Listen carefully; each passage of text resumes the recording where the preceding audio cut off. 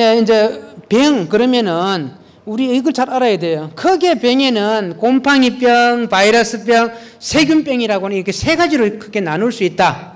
곰팡이병은 뭐냐? 예, 곰팡이 때문에 오는 병들이에요. 탄저병, 흰가루병, 역병 다 이런 거는 곰팡이병이에요.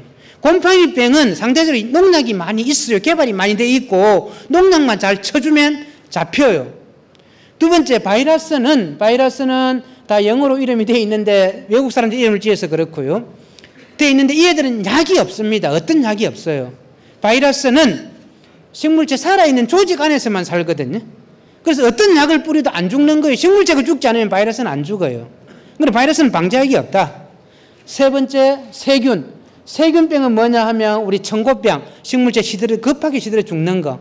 그거는 똑같이 곰팡이와 비슷한 원리인데 곰팡이는 그래 자라는 속도가 좀 느리고 이거는 아주 빨라요. 한 3일 만에 그냥 금방 정식이 되어버리거든요. 그래서 걸렸다면 그냥 금방 가버리는 거지, 고추가.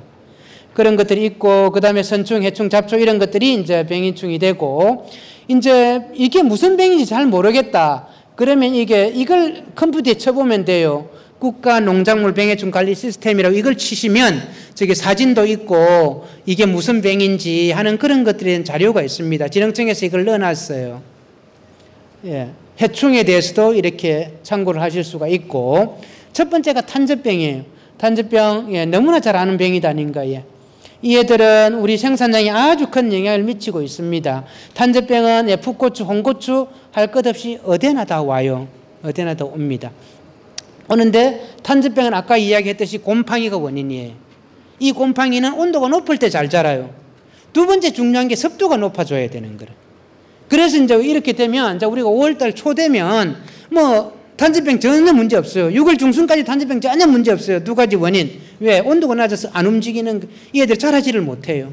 두 번째 습도가 낮아서 비가 안 오니까 봄비가 오면은 이 애들이 싹이 날 텐데 건조하니까 안 움직이는 거예요. 그래서 문제가 안 되는 것처럼 느껴지는 거지. 그렇지만 탄저병은 다 포진해 있는 거지. 포진해 있다가 나중에 이제 그 자리 잡고 있다가 비가 오고 온도가 높아지면 그때 확 날아가는 거예요. 그래서 이제 방제를 탄저병이 눈에 안 보일 때 한 번은 해줘야 된다는 거지. 그렇게 해야만 갑자기 그냥 탄저병이 나와가지고 다 망가뜨리는 것을 예방할 수가 있는 거예요. 제일 좋은 건 예방입니다. 미리 한번 약을 쳐주면 거의 예방이 가능해요. 그래 탄저병은 어떻게 옮겨가는가? 비바람이 칠 때 옮겨가는 거예요. 단지 이제 아까 우리가 이야기했듯이 곰팡이병, 세균병, 바이러스병 이야기했는데 바이러스병은 누군가가 옮겨줘야 돼요. 그런데 저 탄저병, 흰가루병 이런 것들은 공기 중에서 날아다니는 거예요. 비바람이 칠 때 날아가는 거예요. 우리 밭에 아무리 열심히 잘 탄저병 잘 막아놔도 옆집에 탄저병 걸린 거 있으면 소용이 없어요. 왜? 바람 날아오니까. 그래서 힘이 드는 거예요. 그래서 힘이 들고 이게 탄저병 병원균입니다. 이것들이 이제 식물체 잎사귀에 붙어가지고 뿌리를 내려서 침투해가지고 식물체 영양분을 먹으면서 새끼를 쳤다가 비바람이 치면 저게 날아가는 거예요. 저게 날아가서 또 탄저병을 옆에 일으키고 지금 현재는 추우니까 이런 상태로 잠을 자고 있다 보시면 돼요. 그래서 우리나라는 춥기 때문에 겨울에 거의 다 얼어 죽어요. 이런 상태로는 다 바로 얼어 죽어버렸고 다 말라서 죽었고 이 상태로 있다가 봄이 되면 이게 주머니 안에 있거든요. 이 주머니가 터지면서 이 애들이 날아다니기 시작하는 거지. 그래서 지금 현재 작년에 떨어졌던 잎사귀 밑에 숨어 있거나 땅 속에 숨어 있는 것들은 얼어 죽지 않아요. 공기 중에 노출된 것들은 다 얼어 죽었다고 보시면 돼요.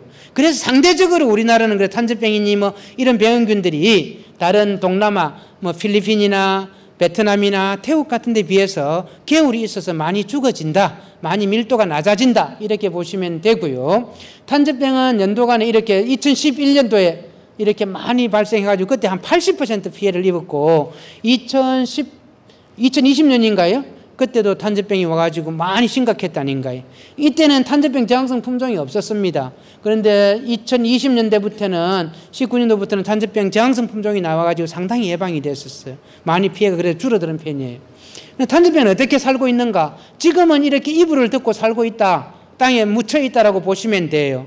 그렇게 했다 봄이 되면 이제 이것들이 날아가기 시작하고 싹이 나기 시작하고 그때 비바람을 통해서 옮겨지거든요.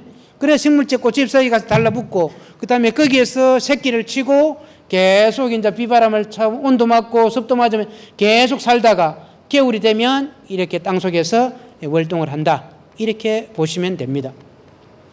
이거는 뭐 탄저병은 아닌데 비슷해요. 이렇게 지금 이게 월동을 지금 하고 있다가 이렇게 주머니 안에서 옷을 입고 잠을 잔다. 이것들이 봄이 되면 이렇게 터져서 이것들이 병원균을 일으키거든요. 이것들이 식물제 잎사귀에 가가지고 뿌리를 받고 거기에서 새끼를 쳐서 이제 병을 일으키게 되는 거죠. 이렇게 계속 돌다가 추워지면 이렇게 또 땅속에 이불을 덮고 산다. 이렇게 보시면 되고, 이게 이제 이 고추 여기에는 이런 병원균들이 떡으로 져 있는 거예요. 수천 마리가 붙어 있는 거예요. 그 다음에 이 부분에는 이것들이 이렇게 있는 거예요. 이렇게 돼 있다면 약 한 번만 주면 다 100% 죽어버리지. 약을 잘 맞으니까. 그런데 여기에는 이것들이 몇 겹을 이렇게 쌓여 있단 말이야. 아까 병원균들이. 그러니까 이렇게 한번 싹 지나가면서 뿌려가지고 몇 마리나 죽겠어요. 돌았으면 또 나오고 돌았으면 또 나오는 거예요. 제일 좋은 방법은 귀찮지만 이 걸린 것들을 따내가지고 없애야 돼요. 그리하면 이 한 마리에 수천 마리가 붙어있던 것들이 한 방에 다 없어진다 아닌가요? 그래 놓고 약을 뿌려야 약효가 있는데 이걸 달아놔 놓고 아무리 약 뿌려봤자 소용이 없다라는 거. 그러면 저것을 잡으려고 그러면 약을 담가놔야지. 약을 이게 고추나무마다 약을 담가놓으면 이제 약이 섬에 들어가지고 다 죽겠지. 그래서 따내서 버리라 그러면 또 얌전하게 따가지고 그 밑에 잘 모셔놔 놓으면 아무 소용 없어요. 왜? 바로 올라오니까.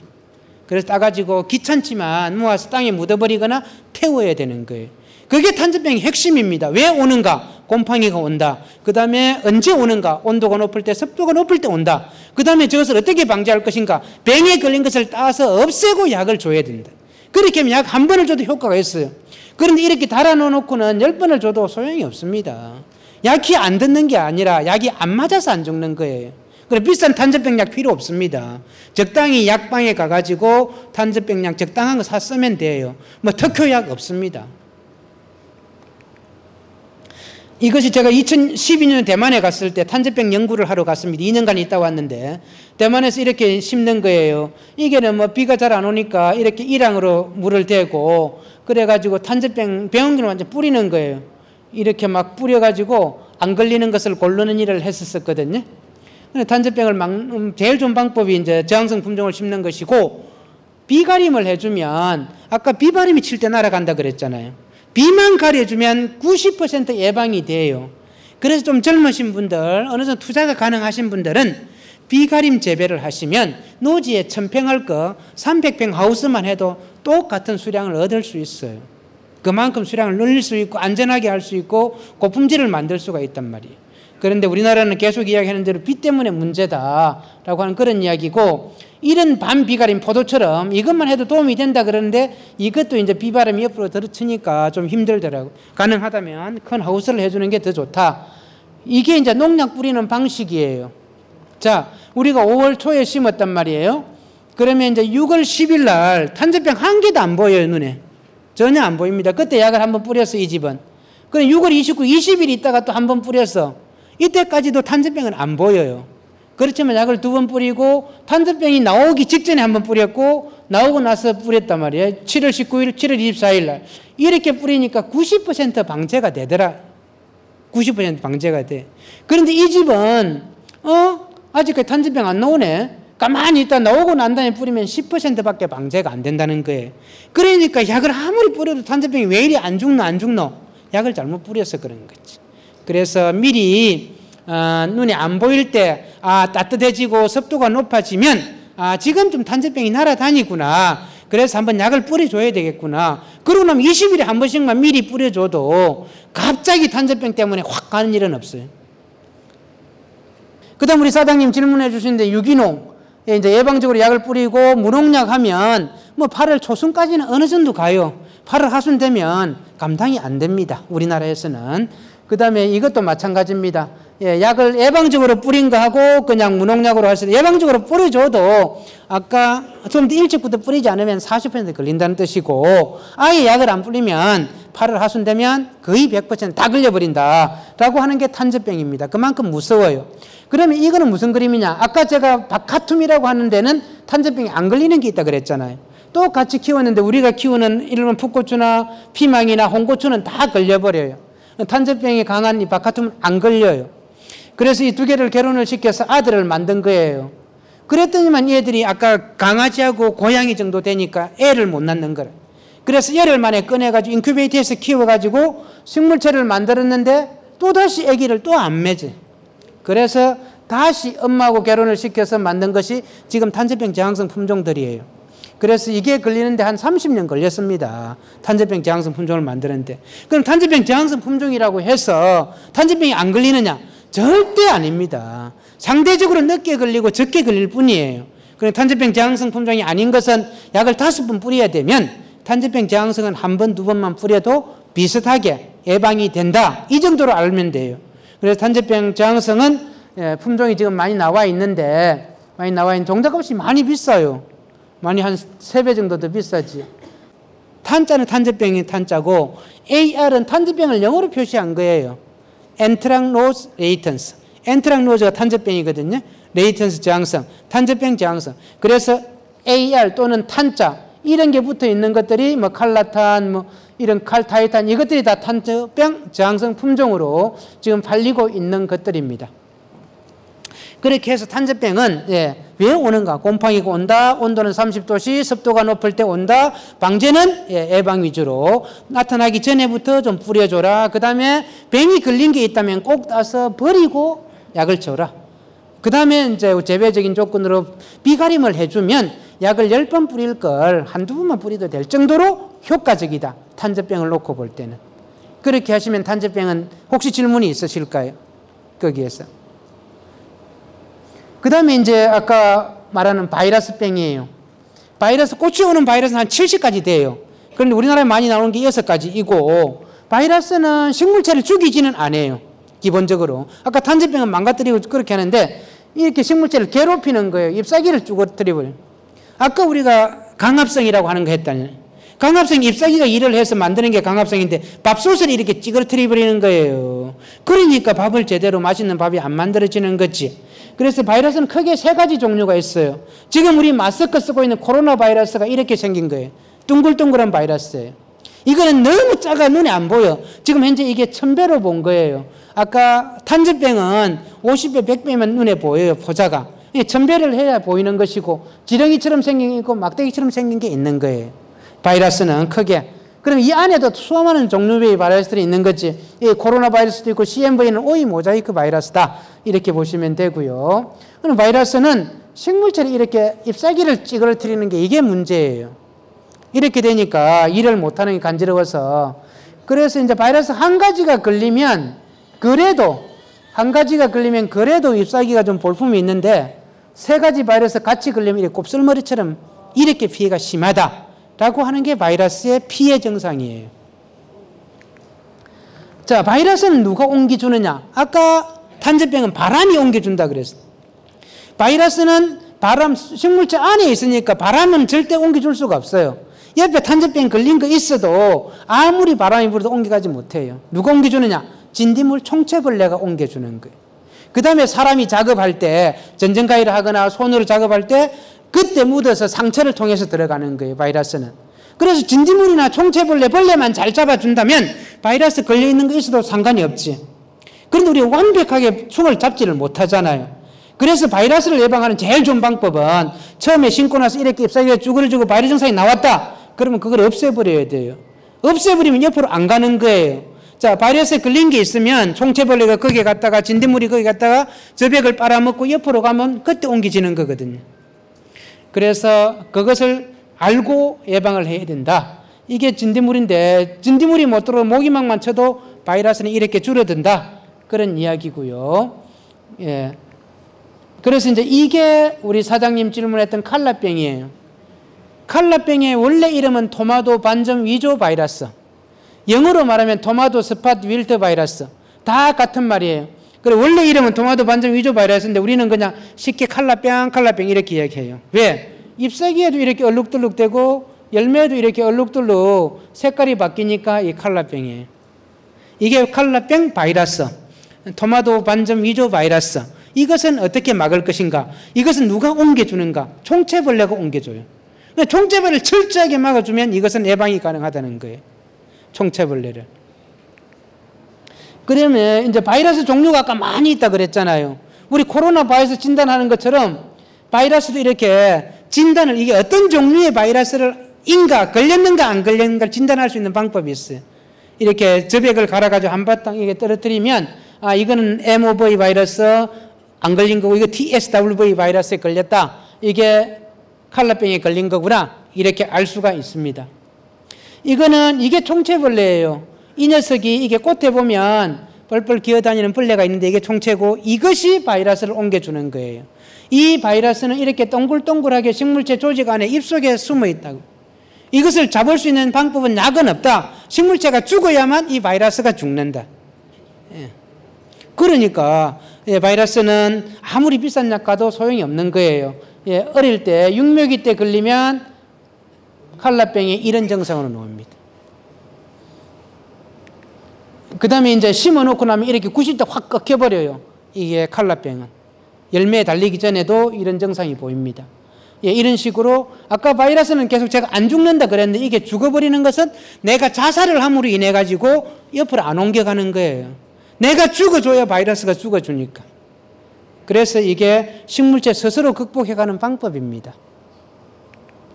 예, 이런 식으로 증상이 나와요. 칼라병. 아주 다양한 증상이 있습니다. 이게 칼라병입니다. 이 집은 당조고추를 심은 수경재배하는 농가인데 전부 다 걸려 있는 거예요. 이거는 육묘 때 걸렸을 가능성이 많아요. 그럼 여기에서 우리가 생각할 수 있는 것은 바이러스는 아까 워낙 작아가지고 정식 속도가 너무 느려요. 그래서 한 달 후에쯤 증상이 나오는 거라. 그러니까 총체벌레가 지금 왔다. 그럼 지금 바로 증상이 나오는 게 아니라 한 달 후에 나온다는 거지. 그럼 이런 것들은 육묘장에서 총체벌레가 다 집어넣은 거지. 그래서 갖다 심어 놓으니까 이게 그때서 나오는 거예요. 그래서 이럴 때는 이거 뭐 육묘장하고 싸울 수도 없어요.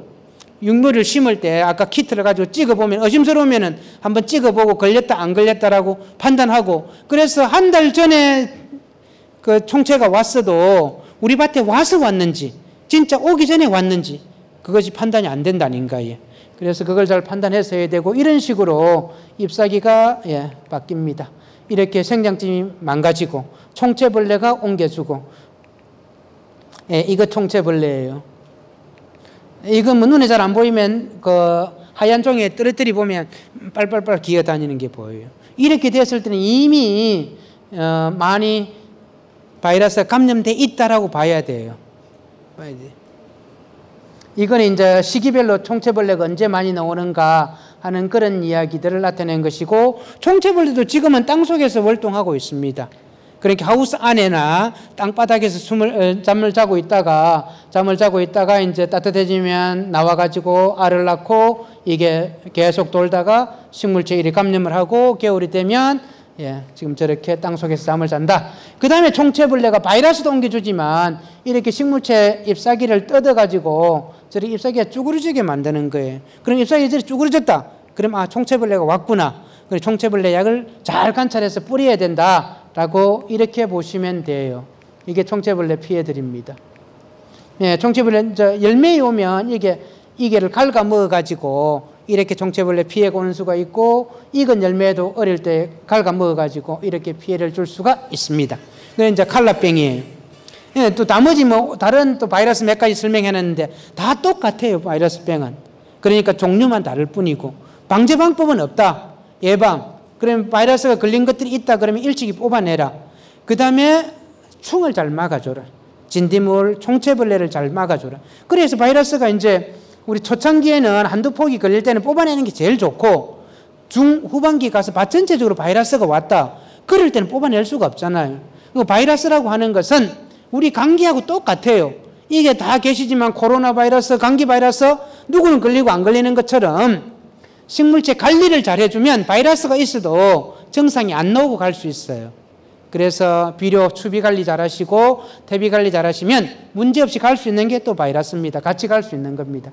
이거는 바이러스 종류들을 이야기해 놓은 거예요. 이런 것들이 바이러스 증상이다. 이거는 최근에 나오는 건데 이거는 바이러스는 아니고 적고 현상이라고 해서 생리장애입니다.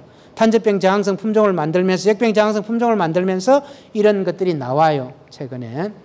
예, 이거는 이제 진딧물이 또 옮겨주는 거 아닌가, 바이러스. 진딧물은 잘 아시는 것이고, 이게 시기별로, 예, 진딧물. 이거는 또 이런 잠두 위조 바이러스라고 하는 건데, 이것도 둥근행 바이러스고, 잎사귀는 이렇게 피해를 주더라 하는 그런 이야기고요. 예, 이것들은 그냥 참고만 하시면 되고, 이것도 바이러스입니다.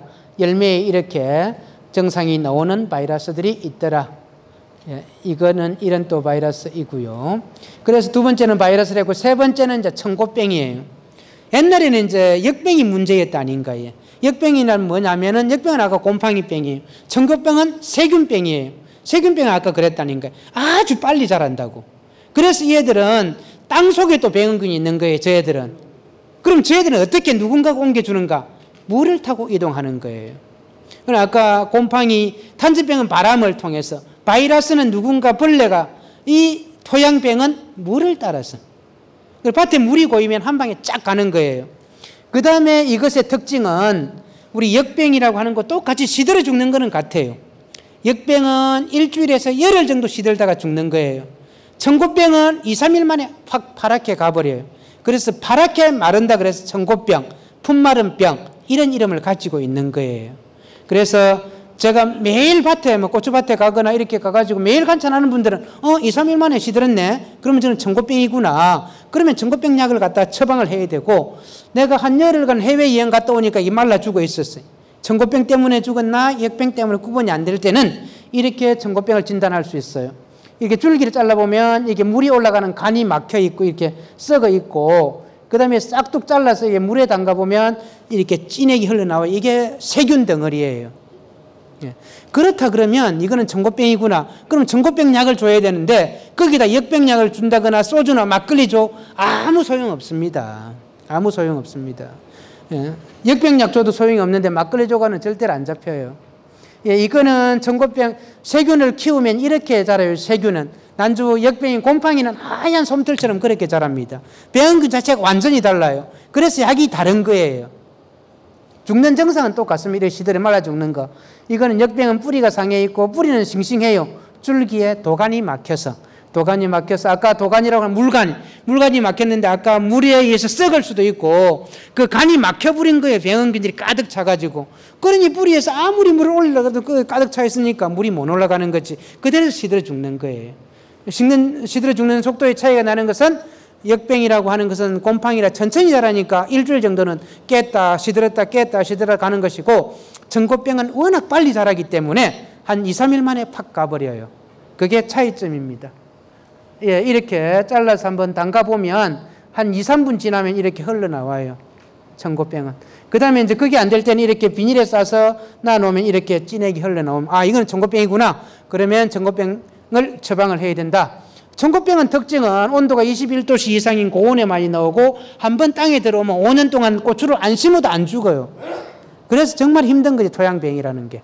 예, 이것들이 그런 특징을 가지고 있고, 그래서 이제 겨울에 고추를 안 심을 때 이렇게 호미를 심어주니까 청고병이 확실히 줄어들더라 하는 그런 실험 결과가 있습니다. 그래서 이렇게 안 심은 거에 비해서 심은 거에 비해서 안 심은 것들이 훨씬 병이 많이 나오더라. 심어주니까 좀 약하게 병이 나오더라, 적게 나오더라 하는 그런 이야기고요. 그 다음에 최근에 문제가 되는 흰비단병이라고 하는 게 있어요. 역병하고 비슷해요. 얘들도 시들어 죽는 건데 곰팡이병인데, 이거의 특징은 이렇게 뿌리 부분에 하얀 곰팡이가 쓰는 거예요. 이런 식으로. 일반 역병은 이런 게 없는데 뿌리에 하얀 곰팡이가 있다. 그러면 흰비단병이다. 이게 맞는 약재를 선정해서 줘야 된다라고 하는 게 핵심이에요. 이런 식으로 뿌리가 상해서 죽고 시들어서 죽습니다. 이것들도 약만 주면 어느 정도 방제가 된다라고 하는 이야기고요. 그 다음에 이제 옛날에 역병이 많이 문제가 됐다는 거예요. 그래서 접목 재배도 하고 그런 식으로 많이 했었는데, 지금은 역병 저항성 품종들이 나왔어요. 이게 이제 역병은 왔다병이로 해서 한번 왔다 그러면 물이 쫙 흘러가면 한 방에 다 이렇게 말라주고 그래요. 병이 물을 따라서 이동을 하니까. 물만 잘 빠지게 해주면 이런 것들은 또 크게 문제가 안 되는 병이에요. 예, 이렇게 뿌리를 썩게 만드는 것이고, 이 역병균은 이게 꼬리가 달려 있어서 물에서 헤엄을 치는 게 자기 스스로. 아까 탄저병은 바람이 옮겨준다. 바이러스는 해충이 옮겨준다. 청고병이나 역병은 물을 따라서 이동해 가는데 역병균은 꼬리가 달려있어서 지가 이렇게 헤엄을 쳐다니면서 헤엄을 쳐다니면서 옮겨간다 라고 하는 게 특징이고, 지금 역병은 이렇게 땅속에서 잠을 자고 있습니다. 그러다가 봄이 되면 나와서 물을 따라서 이동을 하고 식물체를 계속 감염을 시키다가 땅속에 들어가서 잠을 자게 될 거예요. 아까 청고병은 빨갛게 그렇게 자랐는데 이게 역병균이에요. 솜털처럼 이렇게 잘 자라요. 자라는 속도가 느리다는 것이고, 지금 현재는 이렇게 잠을 자고 있다고 보면 돼요. 두꺼운 옷을 입고 자기 때문에 추워도 얼어 죽지를 않아요. 그리고 이렇게 덩치가 크면 콩알만 하면 우리가 토양에 찾아가지고 망치가 깨버리면 되는데 이게 너무 작아서 안 보이는 거지. 그래서 얘들이 이제 이게 헤엄을 쳐 다니는 것이고, 이것도 이 유주전낭이라고 하는 이 안에 8마리씩 들어있어요. 저게 터지면 한 마리씩 나와가 헤엄을 쳐가지고 식물체 안으로 들어간다. 그렇게 해서 이게 물간부가 이렇게 뻥뻥 뚫려 있어야 되는데 여기를 다 막아버리는 거예요. 병원균이. 그래서 물이 못 올라가는 거지. 그래서 식물체가 시들어 죽는다라고 하는 것이고, 역병은 땅가 부분에서 먼저 나오고, 최근에는 이게 물이 튀어 올라서 열매나 줄기에도 역병이 나와요. 이거는 한참 옛날에 심할 때 안성에서 열매에 이렇게 역병이 많이 나온 정상입니다. 역병은, 청고병은 토양 속에 있는 거니까 모래 땅에서는 똑같이 병균이 있어도 5%밖에 안 나오면 물이 안 빠진 밭에서는 50% 나온다. 그래서 물 빠짐이 중요하다라고 하는 것이 핵심이고요. 그래서 이제 저항성 품종을 심어주면 상당히 예방이 되고요. 제일 좋은 방법은 약을 주는 것인데, 약을 나오고 난 다음에 줘가지고는 소용이 없어요. 위에서 줘가지고는 약이 안 들어가는 거지. 작년에 청고병이나 역병이 왔다. 그럴 때는 심기 전에 물 대신에 약을 타서 주면 훨씬 도움이 된다라고 하는 그런 이야기고요. 물이 잘 빠지도록 일양을 높여주고 호미를 재배해주면 역병이 확 줄어든다라고 하는 그런 이야기입니다. 이것들을 잘라서 이렇게 키워보면 이렇게 곰팡이들이 자라는 모습이고요. 부직포를 덮어줬을 때도 역병이 확 줄고, 그 다음에 볏짚을 많이 넣어주니까 안 넣어준 거에 비해서 넣어준 게 훨씬 줄어들더라. 그런 이야기고요. 이게 이제 아까 우리 사장님 질문했던 거, 저는 이게 아닐까 싶은데, 이거는 뭐냐면 심어놓고 나서 한 일주일 만에 이렇게 나오는 거예요. 역병 같이 똑같이 정상은 그렇지. 그런데 역병이 이렇게 빨리 나올 수가 없어요. 이 애들은 이런 식으로 말라 죽는 것은 비닐에 대해서 그런 거 심을 때 너무 비닐이 뜨거워가지고 잠깐만 놔놔도 이렇게 싹 다 말라버려요. 그래서 얘들은 뭐 병균이 아니니까, 병이 아니니까 약을 칠 필요는 없습니다. 얘들은 뽑아서 다른 걸로 심어주든지 아니면 잘라서 키워야 되는데, 이것들은 병이 아니다, 생리장애다라고 이렇게 보시면 이게 이제 역병이에요. 역병은 이런 식으로 뿌리가 썩어가는 것이고요. 그 다음에 이제 잎사귀, 4분 남았네. 잎사귀에 오는 병이 세균병, 이거는 반점 세균병이라고 하는 건데, 이것들이 오면 잎사귀를 다 떨어뜨려 버려요. 잎사귀를 다 떨어뜨려 버리니까 이게 강합성을 못 하잖아요. 그러니까 고추가 자랄 수가 없는 거지. 그래서 이것도 막아줘야 되는 것인데, 이런 식으로 반점 세균병, 이것들이 이제 피해가 심한 것들이고요. 이것들도 이제 온도가 높을 때 많이 오는 것이고, 이거는 흰가루병이에요. 곰팡이병이에요. 이것도 곰팡이에요. 이것도 이제 문제는 뭐냐면, 이것이 잎사귀를 다 떨어뜨리는 문제가 제일 심각한 문제이고, 저렇게 곰팡이가 하얗게 덮여 있으니까 강합성을 못하는 게 문제이고, 강합성을 못하니까 고추가 제대로 못 자라는 게 문제이고, 그렇습니다. 이렇게 잎사귀가 떨어지는 게 흰가루병입니다. 얘들은 약만 잘 뿌려주면은, 그런데 이것들도 지금 이렇게 이때 약 뿌려가지고는 소용이 없어요. 아까 탄저병이 똑같아요. 잎사귀 따내고 약을 뿌려줘야지. 이렇게 하얗게 눈에 보일 정도 되면 수천 마리가 있다는 거예요. 저기에는. 그리고 이게 아무 밋밋하게 없는데, 이게도 지금 몇백 마리가 있는데, 이런 데야 약 한 번 주면 죽지만 이런 것들은 한 방에 안 죽는다. 그래서 약을 일주일 간격으로 3번 정도로 계속 줘야만, 다른 약을 돌려가면서 줘야만 그래도 도움이 된다. 예방에. 그런 이야기입니다. 이 흰가루병도 공기를 통해서 날아가는 거예요. 그러니까 옆집에 흰가루병 걸려있고 탄저병 걸려있으면 내가 아무리 잘해도 소용이 없어요. 바람을 따라서 날아오니까. 그 다음에 잿빛 곰팡이병이라고 하는 것은, 이거는 습해가 있을 때 오는 거예요. 이렇게 여기나 줄기에 이렇게 곰팡이가 하얗게 썰면서 죽는 병이에요. 이것도 곰팡이고, 이거는 습도만 잘 낮춰주면 큰 문제가 안 돼요. 그 다음에 이제 육묘 중에 가끔씩 나오는 게 모잘록병. 요즘에는 이렇게 모판 만드는 사람 없으니까 별로 문제가 안 되는데, 이게 모를 키울 때 군데군데 뭉텅뭉텅 이렇게 가버리는 것은 습도가 높아서. 그 다음에 상토의 병원균을 제대로 소독을 안 했을 때, 이럴 때는 납치가련이라고 하는 약이 있어요. 그걸 가지고 한번 충분히 주고, 그러고 난 다음에 공기가 잘 통하도록 해주시면 저희들은 금방 잡힐 수가 있습니다. 예, 감사합니다. 늦게까지 수고 많으셨습니다. 감사합니다.